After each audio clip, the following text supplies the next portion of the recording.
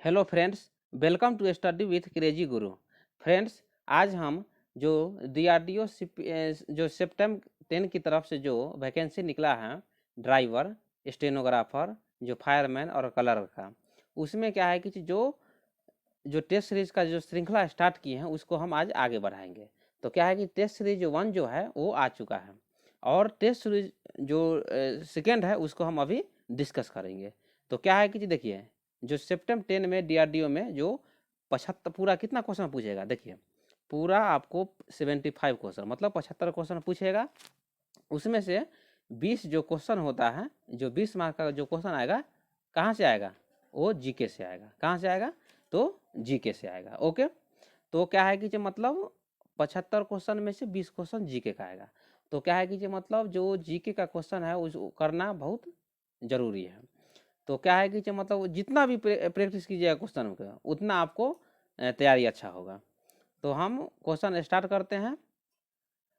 आज है जो टेस्ट सीरीज नंबर 2 स्टार्ट करेंगे, क्योंकि टेस्ट सीरीज नंबर 1 स्टार्ट किए हैं। ओके, तो हम क्वेश्चन को आगे बढ़ाते हैं और क्वेश्चन जो है यहाँ क्वेश्चन नंबर कहाँ से कहाँ तक डिस्कस करेंगे? क्वेश्चन नंबर 21 से क्वेश्चन नंबर 40 तक डिस्कस करेंगे, क्योंकि क्वेश्चन नंबर जो 75 जो है 75 क्वेश्चन में 20 क्वेश्चन आएगा।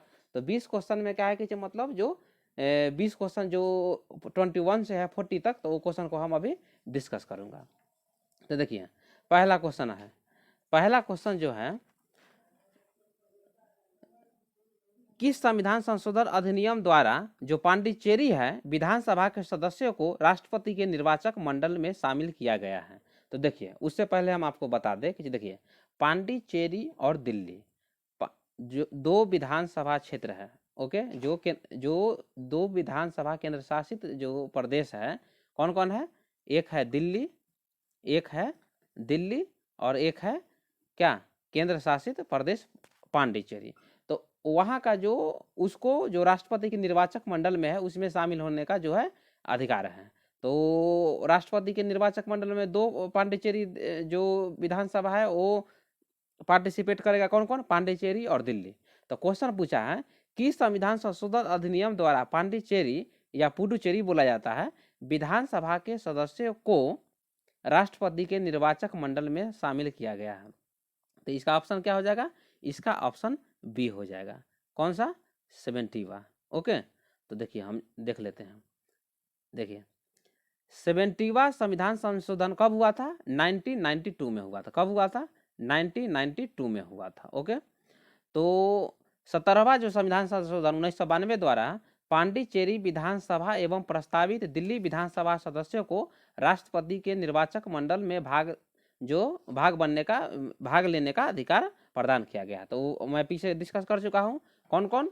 जो दिल्ली है, कौन कौन है देख लीजिए। एक है आपका दिल्ली और पांडिचेरी। ओके, तो दिल्ली और पांडिचेरी को किस में? राष्ट्रपति का निर्वाचक मंडल में भाग लेने का अधिकार प्रदान किया गया है। ओके, तो देखिए और कुछ जानते हैं इसके बारे में। देखिए, 69वां जो संविधान संशोधन है कब आया था? 1991 में आया था।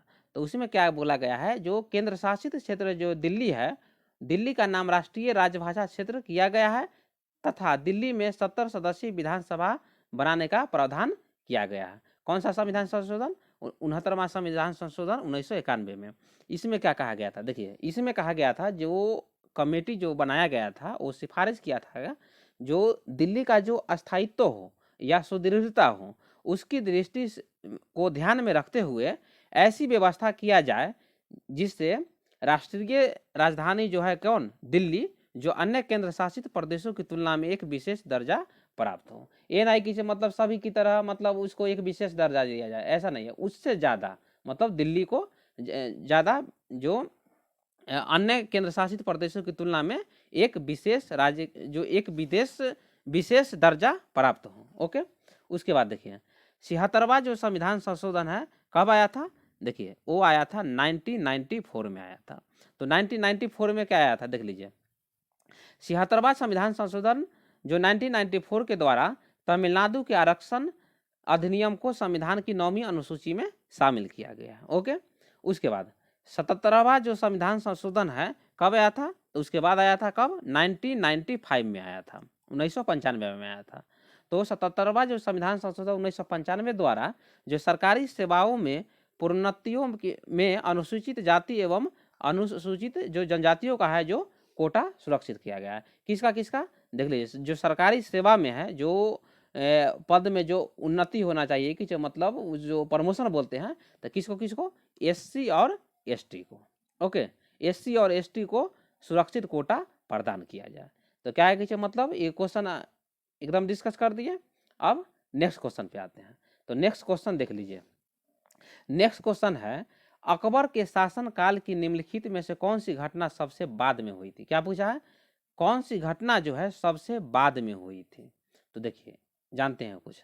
देखिए, पहला है क्या? जो राजस्व प्रशासन में दहसाला प्रणाली की शुरुआत, ये कब हुआ था? देखिए, ये हुआ था 1580 में हुआ था। कब हुआ था? 1580 में हुआ था। ओके। दीन ए इलाही की घोषणा, दीन ए इलाही की घोषणा कब हुआ था? देख लीजिए, 1582 में हुआ था। ओके। फतेहपुर सीकरी में बुलंद दरवाजा का निर्माण, तो जब गुजरात विजय किया था तो उसके मतलब खुशी में फतेहपुर सीकरी में बुलंद दरवाजा का निर्माण किया गया था। कब किया गया था? देखिए, 1573 में किया गया था। ओके। और देखिए, हल्दी घाटी का युद्ध, तो हल्दी घाटी का युद्ध आप जानते होंगे, जो 1576 ईस्वी में हुआ था। कब हुआ था? 1576 ईस्वी में हुआ था। किसके किनके किनके बीच में? देखिए, अकबर के सेनापति था कौन? मानसिंह, और जो मेवाड़ महाराणा थे महाराणा प्रताप। तो महाराणा प्रताप और अकबर के सेनापति जो मान सिंह था उसके बीच में जो हल्दी घाटी का युद्ध लड़ा गया था। ओके। तो देखिए, हल्दी घाटी के युद्ध के बारे में कुछ बता देते हैं। तो हल्दी घाटी का युद्ध जो हुआ था उसमें जो हल्दी घाटी का युद्ध जो हुआ था तो उसमें देखिए, अकबर की तरफ से कौन था? अकबर की तरफ से था महाराणा मान सिंह था और आसफ खां था। कौन? मान सिंह और आसफ खान था। कौन? आसफ खां और मान सिंह था। ओके। और मेवाड़ महाराणा कौन थे? मेवाड़ महाराणा थे कौन? मेवाड़ महाराणा थे महाराणा प्रताप। कौन? महाराणा प्रताप, और एक थे हकीम खां। हकीम खां। ओके, हकीम खां। तो इसमें जो हल्दी घाटी का युद्ध कब हुआ था? 1576 ईस्वी में हुआ था। ओके। तो उसके बाद क्या है कि महाराणा प्रताप की मृत्यु कब हुआ? 1597 ईस्वी में महाराणा प्रताप की मृत्यु हुआ। और उसके बाद उनका जो पुत्र था अमर सिंह, कौन? अमर सिंह हुआ था, जो कि अमर सिंह जो थे क्या, वो जो मेवाड़ का महाराणा बने थे। ओके।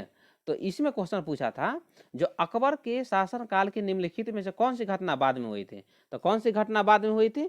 तो इसमें जो है दीन ए इलाही की जो घोषणा हुआ था 1582 ईस्वी में हुआ था, जो कि बाद में हुआ था। तो इसका ऑप्शन हो जाएगा बी, मतलब दीन ए इलाही की घोषणा। देखिए, अकबर के बारे में कुछ जान लेते हैं। देखिए, अकबर का जो जन्म हुआ था, कहाँ पे हुआ था अकबर का जन्म? तो अकबर का जन्म हुआ था, मतलब कब हुआ था? तो 1542 ईस्वी को जो अमरकोट है वहाँ बिरसाल के यहाँ हुआ था। ओके। उसके बाद उसके पिता का नाम देख लीजिए। पिता का नाम तो आप जानते हैं हुमायूं है। पिता का नाम हुमायूं, और माता का नाम क्या है? माता का नाम है हमीदा बानो बेगम। क्या है? क्वेश्चन जो है डीआरडीओ हो या कोई भी एग्जाम हो तो वो क्वेश्चन पूछ देता है। और एक क्वेश्चन और पूछ देता है कि जो मतलब अकबर का जो पूरा नाम क्या था? तो अकबर का पूरा नाम था जलालुद्दीन अकबर नाम था। ओके। और देखिए, पानीपत का प्रथम युद्ध कब हुआ था? पानीपत का प्रथम युद्ध 1526 ईस्वी में हुआ था, जो बाबर और इब्राहिम लोदी के बीच में। बाबर का विजय हुआ था। उसके बाद दूसरा युद्ध जो हुआ था किसके किसके बीच में हुआ था? देख लीजिए, हेमू और अकबर के बीच में हुआ था। हेमू और अकबर के बीच में हुआ था, तो उसमें हेमू का पराजय हुआ था। और अकबर की तरफ से जो एक बहुत अच्छा सेनापति, मतलब प्रधानमंत्री बोलिए, प्रधानमंत्री जो था कौन था? बैरम खां। तो बैरम खां जो है वो लड़ाई लड़ा था किसके तरफ से? अकबर की तरफ से लड़ाई लड़ा था। ओके। और अकबर भी था। तो उसमें क्या है कि जो हेमू की पराजय हो जाती है। तो पानीपत का युद्ध में जो है कब हुआ था? 1556 ईस्वी में हुआ था। और 14 फरवरी 1556 को क्या हुआ? जो काला जोर पंजाब में आपको पूछ देगा, जो अकबर का जो है राजाभिषेक कब हुआ था? तो जो 1556 ईस्वी में हुआ था। कब हुआ था? 1556 ईस्वी में। कहाँ हुआ था? कहाँ हुआ था वो भी पूछ देगा। तो कहाँ हुआ था? देखिए, काला नौर, काला नौर कहाँ है? पंजाब में। कहाँ पे? पंजाब में। तो अकबर का जो राज्याभिषेक हुआ था 1556 में हुआ था, और कहाँ हुआ था? काला नौर में हुआ था। ओके, तो इसका ऑप्शन जो है ऑप्शन बी आंसर हो जाएगा। ओके, तो अकबर के बारे में कुछ और जानते हैं। देखिए अकबर के बारे में जानते हैं कि देखिए पानीपत का दूसरा युद्ध लड़ाई लड़ लिया, उसके बाद जो उसके द्वारा कुछ किया गया घटना के बारे में जानते हैं। देखिए 1562 ईस्वी में अकबर ने दास प्रथा का अंत किया। कब किया? 1562 ईस्वी में। 1562 ईस्वी में दास प्रथा का अंत किया। ओके, उसके बाद 1563 ईस्वी में तीर्थ यात्रा पर समाप्ति लगा दिया। क्या चाहिए? क्वेश्चन अकबर से बहुत ज़्यादा क्वेश्चन पूछा जाता है, तो एक बार देख लीजिए। 1563 में तीर्थ यात्रा कर समाप्ति किया। उसके बाद देखिए 1564 में जजिया कर लगाया गया था। देखिए भारत में जजिया कर सबसे पहले कब लगा था? वो मैं जो मध्यकालीन भारत का जो वीडियो लाया था वो देख लीजिएगा, उसमें बहुत अच्छा समझाया हूँ। से जो 15 जजिया कर है जो सबसे पहले आया था, जो अरब आक्रमण जब किए थे भारत पर, कौन? मोहम्मद बिन कासिम, तो वो लगाया था। ओके, तो उसमें हम पूरा जजिया कर के बारे में पूरा बता दिया हूँ, तो वो वीडियो आप वहाँ से एक बार देख लीजिएगा, तो उसमें आपको जजिया कर के बारे में पता चल जाएगा। उसके बाद 1571 में वो क्वेश्चन में ही बता दिए, फतेहपुर सीकरी का स्थापना किया और वहाँ पे राजधानी बनाया। उसके बाद 1573 में बुलंद दरवाजा का निर्माण किया गुजरात विजय पे। उसके बाद 1575 ईस्वी में इबादत खाने की स्थापना किया, और 78 ईस्वी में उसको सभी धर्मों के लिए खोल दिया था। और उस धर्म में सबसे पहले कौन आया था? बीरबल, जो प्रथम हिंदू था, वो इबादत खाने में सभी धर्मों के लिए खोला गया था, उसमें आया था। उसके बाद देखिए 1580 में ये आपको बता दिए दहसाला की शुरुआत किया था। ओके, उसके बाद 1571 में राजधानी बनाया था, लेकिन 1585 में है, 1585 में फिर राजधानी को परिवर्तित किया, और कहाँ किया? लाहौर में किया। ओके, उसके बाद अकबर की मृत्यु कब हो गया था? 1605 ईस्वी में हुआ था। ओके, उसके बाद इसके द्वारा भूमि सुधार भी किया गया था, एक जब्ती प्रणाली और दहसाला जो बंदोबस्त है उसको शुरुआत किया गया था। ओके, तो अकबर के बारे में इतना हो गया। चलिए ये आप देख लीजिएगा, इसके बारे में तो पूरा बता दिए हैं। उसके बाद क्वेश्चन नंबर 23 पे आते हैं। देखिए जब सूर्य से पृथ्वी की दूरी अधिकतम होती है तो इसे क्या कहा जाता है? तो अधिकतम होती है तो इसे अपसौर कहते हैं, और कम होती है तो उसे उपसौर कहते हैं। ठीक है, देख लीजिए ऑप्शन बी है। जब सूर्य से पृथ्वी की दूरी अधिकतम होती है तो इसे अपसौर कहते हैं, और जब कम होती है, निकट होती है, तो उसे क्या बोला जाता है? देख लीजिए उपसौर कहा जाता है। उपसौर कहा जाता है, और उसको अधिकतम होती है तो इसको अपसौर कहा जाता है। ओके, उसके बाद देख लीजिए उपसौर की स्थिति कब होती है? तो देखिए उपसौर की स्थिति 3 जनवरी को होती है, और पृथ्वी और सूर्य की दूरी कितना हो जाता है? 14.70, मतलब 14.70 करोड़ किलोमीटर होता है। ओके, कितना होता है? एक क्वेश्चन है, जो क्वेश्चन पूछा जाता है एग्जाम में, आपको पूछा जाएगा जो पृथ्वी और सूर्य की जो दूरी है, जो उपसौर 3 जनवरी को होता है, कितना किलोमीटर दूरी होता है? तो 14.70 करोड़ किलोमीटर होता है। और अपसौर कब होता है? तो 4 जुलाई को होता है, और पृथ्वी और सूर्य की जो दूरी होता है 15.21 किलोमीटर होता है। ओके, ओके, उसके बाद एक क्वेश्चन और पूछ देता है कि जो ब्रह्मांड के अध्ययन को क्या कहा जाता है? तो ब्रह्मांड के अध्ययन को कॉस्मोलॉजी कहा जाता है। क्या कहा जाता है? कॉस्मोलॉजी कहा जाता है। ओके, नेक्स्ट क्वेश्चन पे आते हैं। क्वेश्चन नंबर है जो पित्त का जो मुख्य कार्य है क्या होता है? तो देखिए पित्त का जो मुख्य कार्य होता है, ऑप्शन डी होता है, मतलब पाचन तथा अवशोषण हेतु वसा का इमल्सन करना। ओके, तो ऑप्शन डी होता है। इसके बारे में जानते हैं। देखिए पित्त का जो मुख्य कार्य होता है पाचन तथा अवशोषण हेतु वसा का इमल्सन करना है। पित्त जो है भोजन को क्या बनाता है? क्षारीय बनाता है। देखिए एग्जाम में भी ये क्वेश्चन आता है, तो क्या कीजिए थोड़ा आपको देख लेना है। जो भोजन को क्षारीय बनाता है पित्त। पित्त रस में जल, लवण, sodium glycolate, sodium taurocholate, sodium carbonate आदि पाए जाते हैं। ओके, पित्त रस जो है वसा को छोटे छोटे कणों में तोड़ देता है, जिससे वसा जो है सरल अणुओं जैसे वसीय अम्ल बना लेता है, जो कि पाचन में सरल बना देता है। ओके, क्या बना देता है? पाचन में सरल बना देता है। ओके, तो नेक्स्ट क्वेश्चन देखते हैं, देख लीजिए। नेक्स्ट क्वेश्चन है जो मुस्लिम लीग की स्थापना कहाँ हुई थी? देखिए मुस्लिम लीग की स्थापना कहाँ हुई थी? तो ढाका में हुई थी। ऑप्शन ए हो जाएगा। इसके बारे में जानते हैं। देखिए मुस्लिम लीग की स्थापना कहाँ हुई थी? ढाका में हुई थी। और कब हुई थी? देखिए 30 दिसंबर 1906 ईस्वी को ढाका में जो नवाब था कौन था, सलीम मुल्ला खां, जो कि उसकी अध्यक्षता में, सलीम मुल्ला खां की अध्यक्षता में ढाका में जो मुस्लिम लीग का स्थापना किया गया था। ओके, देखिए मुस्लिम लीग का स्थापना किस किस ने, देखिए दो भाई था, आगा खां और जो नवीम सलीम मुल्ला खां जो था उसके द्वारा किया गया था। ओके, 1908 ईस्वी में जो अखिल भारतीय मुस्लिम लीग अधिवेशन कहाँ हुआ था, उसका अध्यक्षता जो किया गया था अमृतसर पंजाब में किया गया था। कहाँ किया गया था, अमृतसर पंजाब में किया गया था। ओके, देखिए मुस्लिम लीग और कांग्रेस का एक साथ जो बैठक जो लखनऊ में हुआ था, कब हुआ था, 1916 ईस्वी में हुआ था। देखिए कांग्रेस का जो अधिवेशन हुआ था 1916 ईस्वी में लखनऊ में, वहाँ पे मुस्लिम लीग और जो कांग्रेस का एक साथ मतलब जो है वहाँ पे बैठक हुआ था, उसमें दोनों एक मिले थे। तो उसका जो अध्यक्षता किया था कौन किया था, उसका अध्यक्षता किया था अंबिका चरण मजूमदार किए थे। ओके, उसके बाद देखिए मुस्लिम लीग की 1940 से लगातार वर्षों तक अध्यक्ष कौन थे, देखिए 1940 के बाद सॉरी मोहम्मद अली जिन्ना जो थे अध्यक्षता किए थे, किसका, मुस्लिम लीग का।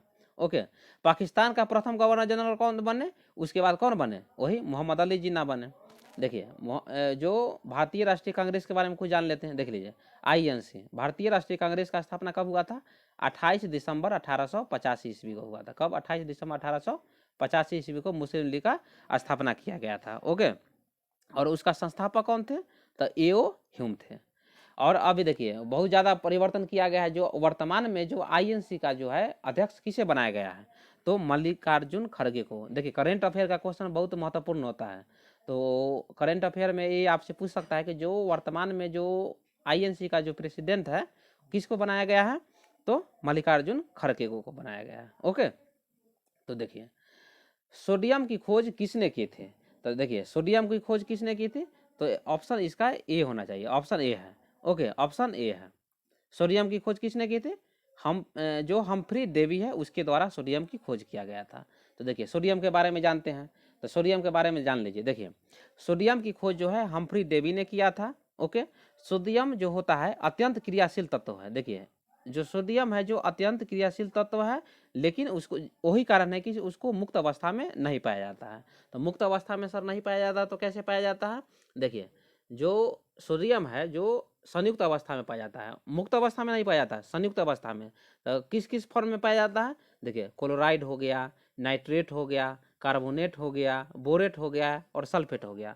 तो वो जो है संयुक्त अवस्था में क्लोराइड हो गया, नाइट्रेट, कार्बोनेट, ये सब में पाया जाता है, क्या है, मुक्त अवस्था में नहीं पाया जाता है। ओके, देखिए सोडियम धातु का निष्कर्षण जो कास्टनर विधि द्वारा किया जाता है। देखिए एग्जाम में पूछ सकता है आपको, सोडियम धातु का निष्कर्षण किसके द्वारा किया जाता है, तो कास्टनर विधि द्वारा द्रवित सोडियम हाइड्रोक्साइड के वैद्युत अपघटन से किया जाता है। ओके, तो इसका कुछ हम जो है सोडियम धातु का कुछ उपयोग देख लेते हैं। तो देखिए सोडियम धातु का जो उपयोग है अवकारक के रूप में किया जाता है। कब, अवकारक के रूप में भी किया जाता है। ओके, उसके बाद जो है सोडियम लेड मिश्र धातु का उपयोग जो है टेट्राथाइलेट लेड नामक जो मतलब जो अपहोस्टनोरोडी यौगिक बनाने में किया जाता है। ओके, उसके बाद देख लेते हैं। उसके बाद देखिए डाउन विधि द्वारा भी सोडियम प्राप्त किया जाता है। और देखिए एक क्वेश्चन आपका बहुत पूछेगा, जो अपेक्षिक घनत्व होता है, अपेक्षिक घनत्व मतलब जी बोल दीजिए, इसको जी से सूचित किया जाता है, तो इसका मान होता है 0.97 होता है सोडियम का। ओके, 0.97 होता है। देख लीजिए हाँ, सोडियम धातु जो है बेंजीन तथा ईथर में विलय होता है। ओके, मतलब बेंजीन और ईथर में वो घुल जाता है, विलय होता है। सोडियम हाइड्रोक्साइड, जिसे फॉर्मूला क्या होता है सोडियम हाइड्रोक्साइड का, NaOH होता है, को कास्टिक सोडा या दाहक सोडा कहा जाता है। देखिए कोई भी एग्जाम हो इसमें भी एक क्वेश्चन पूछ देता है, जो कास्टिक सोडा का आपको रासायनिक सूत्र पूछ देगा, तो क्या होता है, NaOH बोला जाता है, जो कि सोडियम हाइड्रोक्साइड होता है। इसे जो किरोसिन तेल जो होता है उसमें डुबो कर रखा जाता है, और ये जो होता है जल से हल्का होता है। क्या, जल से हल्का होता है, और जब उसको हम जलाएंगे तो इसका जो ज्वाला निकलेगा वो पीली ज्वाला निकलेगा, मतलब पीला कलर का जो दहनशील होगा। ओके, चलिए ठीक है, अब हम नेक्स्ट क्वेश्चन देखते हैं। नेक्स्ट क्वेश्चन है, जो भारत का पहला जो है मुस्लिम आक्रमणकारी कौन था, तो देखिए आपको जो मध्यकालीन भारत का इतिहास जो है 2-3 दिन पहले वो वीडियो मैं ला चुका हूँ। तो उसमें क्या है कि बहुत अच्छा से मैं बताया हूँ कि जो मतलब जो अरबों द्वारा भारत पर आक्रमण हुआ तो कैसे हुआ, उसके बाद फिर तुर्क आया, तो तुर्क में मोहम्मद गजनबी के बारे में बताया है, और अगला जो वीडियो आएगा मोहम्मद गौरी के बारे में भी आएगा। ओके, तो पूछा था जो भारत का पहला मुस्लिम आक्रमणकारी था कौन था, तो मोहम्मद बिन कासिम, मतलब ऑप्शन बी, ऑप्शन सी हो जाएगा। मोहम्मद बिन कासिम कब किया था, तो 712 ईस्वी में, जो पंजाब में किया था। जो पंजाब के राजा थे, देखिए भारत में उत्तर पश्चिम क्षेत्र से ही आक्रमण करता है, मतलब जो अरब के द्वारा भी किया गया और तुर्क के द्वारा भी किया गया, भारत के उत्तरी पश्चिमी क्षेत्र से किया गया है। तो मोहम्मद बिन कासिम जो है सफल आक्रमण कब किया था, 1700 जो 712 ईस्वी में किया था। और उसके बाद वहाँ पे जो पंजाब के क्षेत्र में जो वहाँ के राजा थे, जो कौन राजा थे, वो वहाँ के जो राजा थे उसको जो रावण के युद्ध में उसको हराए थे, और वहाँ पे जजिया कर भी लगाया गया था। क्या, जजिया कर लगाया गया था उसमें। उसमें क्या था कि जजिया कर में ब्राह्मण से कर नहीं लेते थे, उसके बाद बूढ़ा बूढ़ा जो थे उससे भी कर नहीं लेते थे, उसके बाद बच्चे से भी कर नहीं लेते थे, महिला से भी नहीं कर लेते थे। ओके, लेकिन जो दिल्ली सल्तनत के जो एक सुल्तान था उसका नाम था फिरोज शाह तुगलक। कौन था, देख लीजिए, फिरोज शाह तुगलक था। फिरोज शाह तुगलक मतलब FST, जो कि मोहम्मद बिन तुगलक MBT का चचेरा भाई था। क्या, MBT का चचेरा भाई था। तो वो जो था वो दिल्ली जो जजिया कर था वो ब्राह्मण पर भी लगाया गया था, ब्राह्मण पर भी लगा दिया। उसके बाद क्या किया, ब्राह्मण जो है दिल्ली में भूख हड़ताल कर दिया, तो मैं जजिया कर दूंगा नहीं। तो उसके बाद क्या किया कि जो दिल्ली का जनता था वो बोला कि मैं ब्राह्मण की जगह पे मैं आपको कर दूंगा। और उसके बाद जजिया कर को समाप्त कौन किया, तो देखिए जजिया कर को समाप्त किया जो था जो उत्तर मुगल काल में जो था मोहम्मद शाह रंगीला, वो समाप्त किया। जैसी था, जैसी जो कछवाहा राजा था, जैसी के कहने पे। ओके, तो इसके बारे में जानते हैं। इसका ऑप्शन क्या था, भारत का पहला मुस्लिम आक्रमणकारी था, ऑप्शन सी, मतलब मोहम्मद बिन कासिम। ओके, इसके बारे में देखिए, उसके बारे में तो आपको बता दिया है। कासिम ने 712 ईस्वी में सिंध पर आक्रमण कर अपने मतलब वहाँ पे अधिकार कर लिया। ओके, मोहम्मद बिन कासिम जो था भारत पर आक्रमण करने वाला प्रथम मुस्लिम था। ओके, उसके बाद आते हैं नेक्स्ट क्वेश्चन पे आते हैं। क्वेश्चन नंबर 28 है, भारत का वह राज्य जहाँ विश्व के थोरियम का विशाल भंडार है, तो कौन सा है, तो वो है केरल, मतलब ऑप्शन ए हो जाएगा। थोरियम सबसे ज़्यादा कहाँ पाया जाता है भारत में, तो केरल में पाया जाता है। देखिए भारत के केरल राज्य में विश्व के थोरियम का विशाल भंडार है। ओके, विश्व में सबसे अधिक उपयोग किए हुए थोरियम भारत में पाया जाता है। और आपसे एग्जाम में पूछ देगा, जो सबसे महत्वपूर्ण क्वेश्चन है, जो थोरियम का अयस्क पूछ देगा, तो कौन कौन अयस्क है, देखिए अल्नाइट है, थोरेनाइट है और मोनोजाइट है। ओके, और क्या क्या है, अल्नाइट है, थोरेनाइट है और मोनोजाइट है।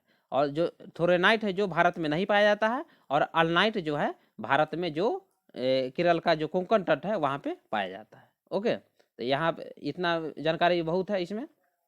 फिर देखिए नेक्स्ट क्वेश्चन पे आते हैं, निम्नलिखित में से कौन सा ज्वालामुखी जो है प्रशांत महासागर का ज्वाला विरिंत है उसके अंतर्गत आता है, तो इसका ऑप्शन क्या हो जाएगा, फ्यूजियामा, मतलब ऑप्शन डी हो जाएगा ऑप्शन। ओके, इसके बारे में देखिए, फ्यूजियामा जो ज्वालामुखी है प्रशांत महासागर के ज्वाला विरिंत के अंतर्गत आता है। ओके, और देखिए जो ऑस्ट्रेलिया महाद्वीप है वहाँ एक भी ज्वालामुखी नहीं है। क्या, ये जो क्वेश्चन है एकदम देख लीजिएगा, आपसे क्वेश्चन पूछ देगा कौन सा ऐसा महाद्वीप है जहाँ पे एक भी ज्वालामुखी नहीं है, तो ऑस्ट्रेलिया में कोई भी ज्वालामुखी नहीं है। ओके, प्रशांत महासागर के परिमेखला को अग्निवलय भी कहते हैं। ओके, विश्व का सबसे अधिक सक्रिय ज्वालामुखी कौन सा है, किलुआ ज्वालामुखी हवाई द्वीप जो कि कहाँ पे है, USA में है। क्वेश्चन पूछ देगा जो हवाई द्वीप लोग बोलता है हवाई द्वीप कहाँ है, तो USA में है। ओके, विश्व का सबसे ऊंचा ज्वालामुखी पर्वत कोटोपैक्सी जो कि कहाँ पे है, इक्वाडोर में स्थित है। ओके, तो इतना जानकारी विशेष है।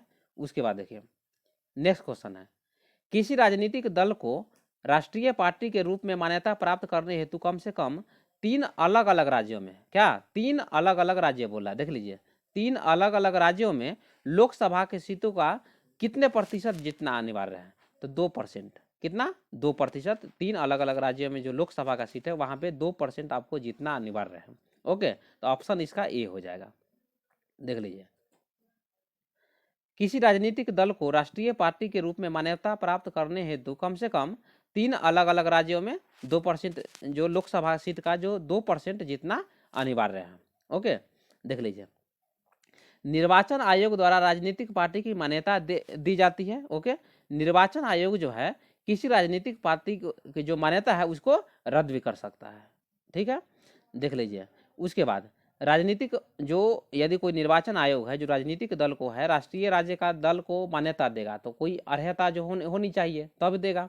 तो देख लीजिए, यदि लोकसभा या विधानसभा के आम चुनाव में 4 अथवा अधिक राज्यों में वैध मतों का 6% जो मत हो प्राप्त करना तथा इसके साथ वह किसी राज्य या राज्यों से जो लोकसभा का है 4 सीट प्राप्त किया हो। ठीक है, दूसरा देखिए, कोई दल जो राष्ट्रीय दल का मान्यता प्राप्त करना चाहता है तो लोकसभा का 2% जो है जीत कम से कम जो 3 राज्यों से है 2% सीट लोकसभा का जीतना होगा। ये तो क्वेश्चन में ही था।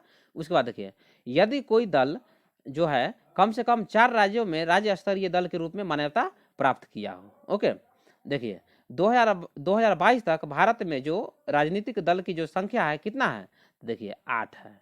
कौन कौन है? 8 है। तो कौन कौन है एक बार देख लीजिए, बहुजन समाज पार्टी है, दूसरा है राष्ट्रवादी कांग्रेस पार्टी है, भारतीय जनता पार्टी है, भारतीय राष्ट्रीय कांग्रेस है, नेशनल पीपुल्स पार्टी है, ऑल इंडिया तृणमूल कांग्रेस है, भारतीय कम्युनिस्ट पार्टी जिसको मार्क्सवादी भी कहा जाता है और भारतीय कम्युनिस्ट पार्टी भी है। क्या है, क्वेश्चन आपको ऑप्शन में आएगा। मतलब जो क्वेश्चन भी पूछ देता है जो 2022 तक भारत में राष्ट्रीय जो दल का है जो संख्या कितना है, तो इसका ऑप्शन हो जाएगा क्या, 8 है। फिर एक क्वेश्चन पूछ देगा कि मतलब इसमें से कौन सी जो पार्टी है जिसको राष्ट्रीय जो दल की जो वो प्राप्त नहीं है। तो आपका जो 8 का है वो ऑप्शन आप याद रखिएगा, उसमें से आप ऑप्शन को एलिमिनेट कर लीजिएगा। ओके, देखिए नेक्स्ट क्वेश्चन है, भारतीय संविधान में मौलिक कर्तव्यों का उल्लेख किस अनुच्छेद में किया गया है? तो देखिए अनुच्छेद 51 और भाग जो है, भाग कौन सा है, 4 क में। ओके, 4 क मतलब ऐसा लिखा जाता है, 4 क में किया गया है। ओके, तो इसके ऑप्शन जो है, ऑप्शन इसका कौन सा हो जाएगा, ऑप्शन सी हो जाएगा। तो इसके बारे में जानते हैं। देखिए ऑप्शन सी में है, देखिए भारतीय जो है संविधान में मौलिक कर्तव्य का जो उल्लेख है अनुच्छेद 51A में किया गया है। ओके, बता दिए हैं।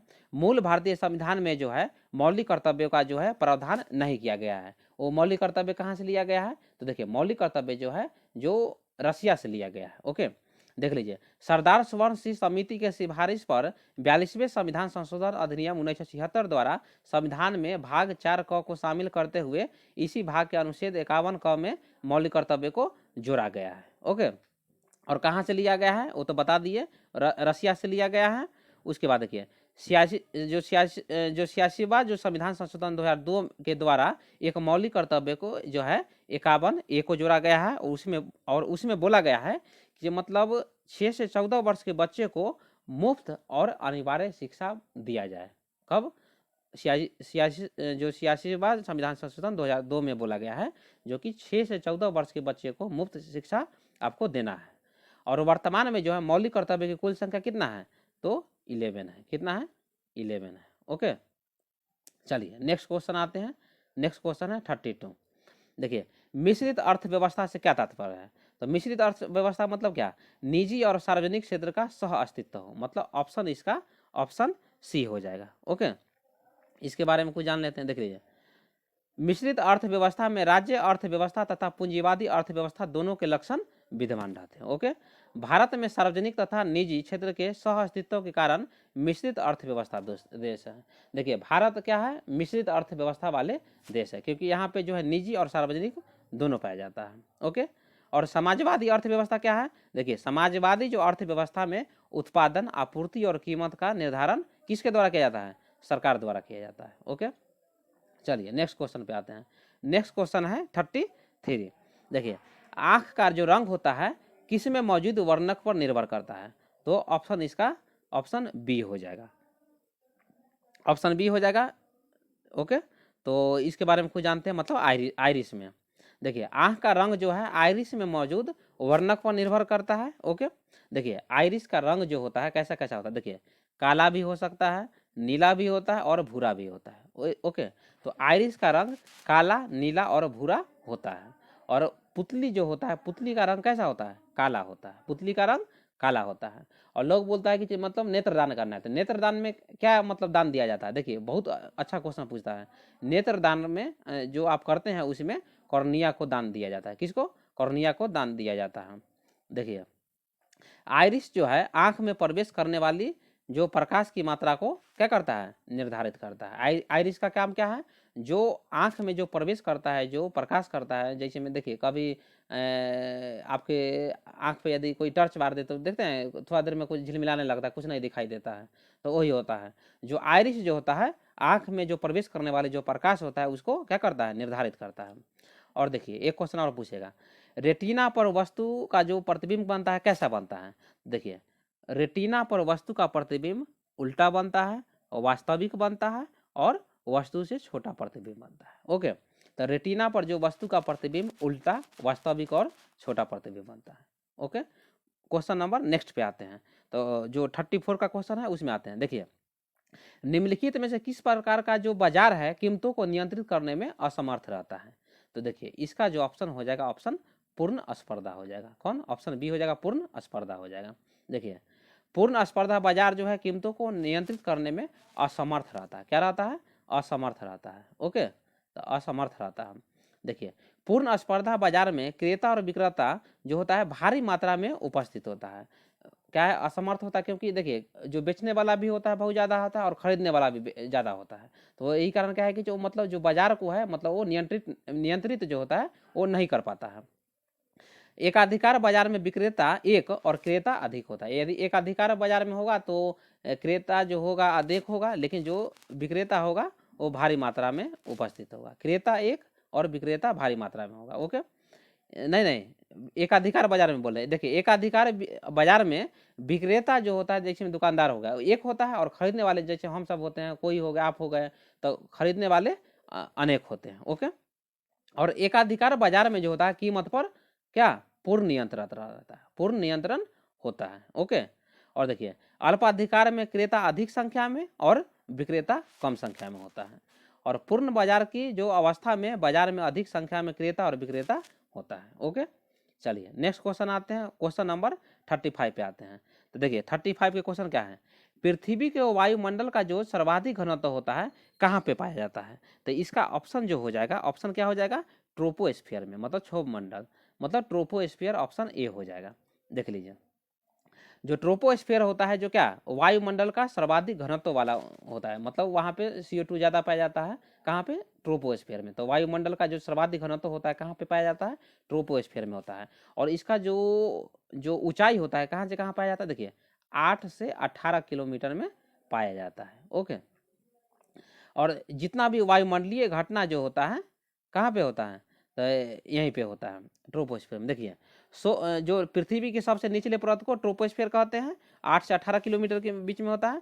देखिए ट्रोपोस्फीयर में तापमान की गिरावट की दर प्रति 165 मीटर की ऊंचाई पर 1 डिग्री सेल्सियस तथा 1 किलोमीटर की ऊंचाई पर 6.4 जो डिग्री सेल्सियस होता है वो कम होती है। ओके, और आपको बता दें कि जो वायुमंडलीय घटना जो होती है यहीं पे ज़्यादा होता है।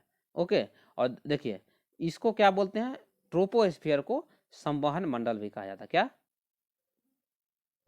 संवहन मंडल भी कहा जाता है। ओके, देखिए अब समताप मंडल के बारे में कुछ जानते हैं। तो देखिए समताप मंडल में जो होता है 25 से 50 किलोमीटर तक होती है। और उसके बाद देखिए समताप मंडल में ही जो वायुयान को जो उड़ाने की जो आदर्श जो दशा माना जाता है वो कहाँ, समताप मंडल में ही होता है। ओके, चलिए नेक्स्ट क्वेश्चन पे आते हैं। क्वेश्चन नंबर 36 है, अगर कोई वस्तु वृत्तीय पथ पर एक समान, मतलब एक समान क्या चाल से, एक समान चाल से चलती है तो उसकी गति को एक समान वृत्तीय गति कहा जाता है। तो ऑप्शन इसका ए हो जाएगा। ओके, देखिए वृत्तीय पथ पर गति करते हुए कोई वस्तु के दिशा को अनंत परिवर्तन होता है जिसके कारण क्या वेग जो है बदलते रहता है। मतलब कि यदि वस्तु का जैसा चाल मतलब जो जैसे में वृत्तीय पथ पे चलेगा जैसा चाल रहेगा तो मतलब उसका क्या है कि जो मतलब वेग जो है वो परिवर्तित होता रहेगा। ओके, और देखिए चाल जो है क्या है, अब क्वेश्चन बहुत अच्छा पूछ देता है, जो सदिश राशि क्या है अदिश राशि क्या है वो आपसे पूछते रहता है।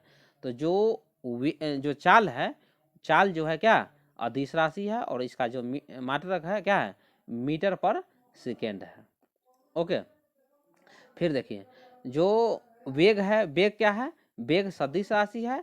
ओके, और इसका जो मात्रक है मीटर पर सेकेंड ही होता है। ओके, और त्वरण क्या होता है, त्वरण जो होता है सदिश राशि होता है और इसका जो मात्रक होता है मीटर पर सेकेंड स्क्वायर होता है। ओके, नेक्स्ट क्वेश्चन पे आते हैं। नेक्स्ट क्वेश्चन जो है 37 है।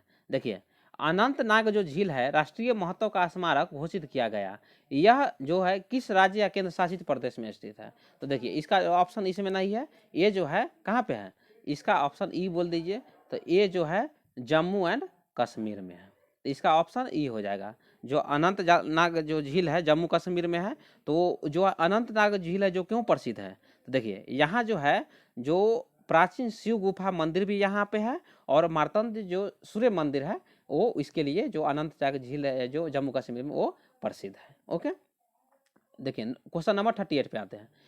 क्रिकेट के 3 प्रारूपों में 100 जो मैच खेलने वाले पहले भारतीय कौन बने हैं।